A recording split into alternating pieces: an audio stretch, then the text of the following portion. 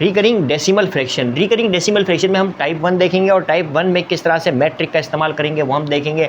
अगर decimal point के बाद सिंगल डिजिट रिपीट होता है, डेसिमल पॉइंट के बाद अगर 2 डिजिट रिपीट होते हैं, डेसिमल पॉइंट के बाद अगर 3 डिजिट रिपीट होते हैं और सो ऑन, तो फिर किस तरह से हम उनके कॉमन फ्रैक्शन में कन्वर्ट करते हैं वो हम देखते हैं। देखो डेसिमल पॉइंट के बाद सिंगल डिजिट रिपीट हो रहा है तो ये 1 डिजिट है तो हम 3 लिख देंगे।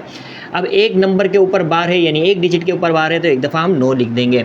अब अगर ये लोवेस्ट फॉर्म में आ रहा है तो हम इसे लोवेस्ट फॉर्म में लेके आएंगे यानी 3 1 जा 3, 3 3 जा 9। तो इस तरह से हमने इस रिकरिंग डेसिमल फ्रैक्शन को कन्वर्ट कर दिया कॉमन फ्रैक्शन में। अब 0.18 है, 2 डिजिट के ऊपर बार है तो हम क्या लिखेंगे, सबसे पहले तो 18 लिखेंगे। अब 2 डिजिट के ऊपर बार है तो 2 दफ़ा 99 लिखेंगे यानी 18/99 हो जाएगा। अब हम इसे क्या करेंगे, लोवेस्ट फॉर्म में लेकर आएंगे। किस तरह से, 9 2 जा 18, 9 1 जा 9, 9 1 जा 9। इसी तरह से यहाँ पर डेसिमल पॉइंट के बाद 3 डिजिट रिपीट हो रहे हैं, 1 2 3, तो हम क्या करेंगे 1 2 3 लिखेंगे और 3 डिजिट के ऊपर बार है तो 3 दफ़ा 9 9 9 लिखेंगे। अब इसे भी हम लोवेस्ट फॉर्म में लेकर आएंगे। अब ये आएगा तो ले आएंगे, नहीं आएगा तो हम नहीं लेके आएंगे, वही कॉमन फ्रैक्शन होगा हमारा। अब ये से हम लेकर आते हैं किस तरह से, 3 4 जा 12 हो जाएगा, 3 1 जा 3 हो जाएगा, तो 3 3 जा 9, 3 3 जा 9 एंड 3 3 जा 9।